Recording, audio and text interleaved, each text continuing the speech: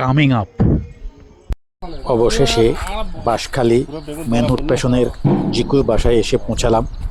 দুপুরে খাওয়া দাওয়া করলাম।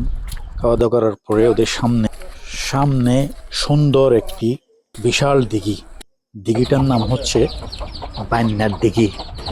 বিশাল দিঘি, প্রায় 7 কানি জায়গা নিয়ে এই দিঘিটি। দেখেন কত বড় দিঘি এটা।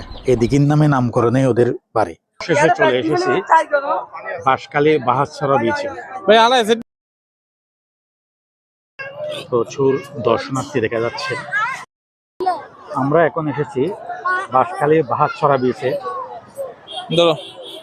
অনেক মানুষ এসেছে, যারা কক্সবাজার গেছেন কিন্তু বাঁশখালীর বিচে আসেন নাই, তারা মূল্যায়ন করবেন কক্সবাজারের সাথে এটা এই বিচের ডিফারেন্স। আর দুইটা পট ফেলতে পারি নাই বলে প্রাইসটা পেলাম না। প্রায় সময় তোমারও কক্সবাজার যাওয়া হয়, আমিও কক্সবাজার যাই। বাঁশখালী হচ্ছে তোমার হোম টাউন। বাঁশখালীতে তোমার সাথে বিচের মধ্যে আসলাম। এই বিচটা তোমার কি মনে হয়, মানে কক্সবাজার থেকে এখানে শর্ট কি আছে, মানে আর কি থাকা উচিত ছিল এখানে? কক্সবাজারে কি আছে এখানে কি নাই? কক্সবাজার যেহেতু বাংলাদেশের প্রধান পর্যটন কেন্দ্র, ওটার সাথে এখানে অনেক পার্থক্য আছে। তার মধ্যে এখানে যেমন প্রশাসনিক কোনো ব্যবস্থা নেই যেমন। হ্যাঁ, তারপর হচ্ছে আপনার ভালো রেস্টুরেন্ট বলেন, পর্যটকরা একটা আসবে যারা এখানে। আবাসিক হোটেল কি আছে এখানে? নেই, আবাসিক হোটেল নেই, এটা একটা বিশাল ব্যাপার। হ্যাঁ, আবাসিক হোটেল না থাকার কারণে এটা একটা ডিসঅ্যাডভান্টেজ। যাতায়াত ব্যবস্থা আরো ভালো হওয়া দরকার। তারপর হচ্ছে আপনার খাওয়া দাওয়ার ব্যবস্থা ভালো হওয়া দরকার। মানে ওভারঅল তো সবকিছু সুন্দর। হ্যাঁ, খুব সুন্দর, কিন্তু আরেকটা জিনিস, দূরত্ব যেহেতু চিটাগং শহর থেকে 151 কিলোমিটার, আর এটা হচ্ছে অনলি 40 কিলোমিটারের মতো।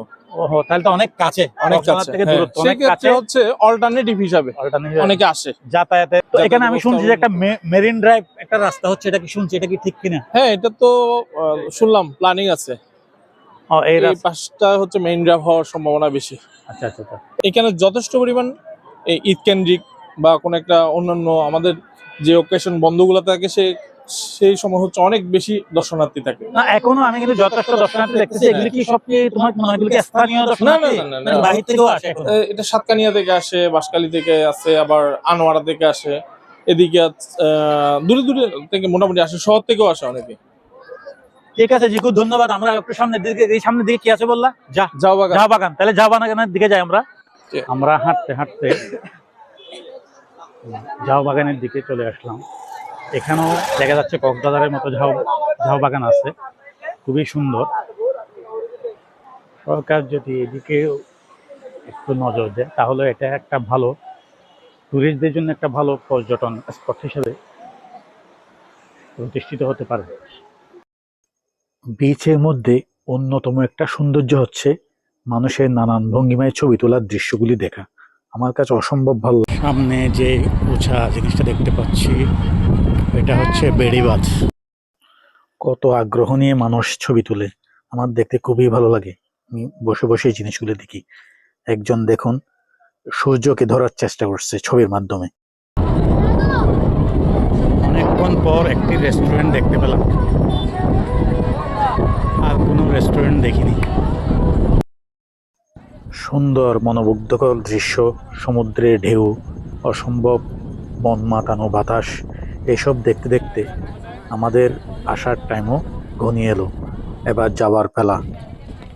যেতে যেতে বলতে চাই, বাঁশখালীর এই সমুদ্র সৈকত একটি সম্ভাবনাময় বিচ, যে কোনো সময় ভালো একটি পর্যটন কেন্দ্র হিসেবে প্রতিষ্ঠিত হবে বলে আমি মনে করি।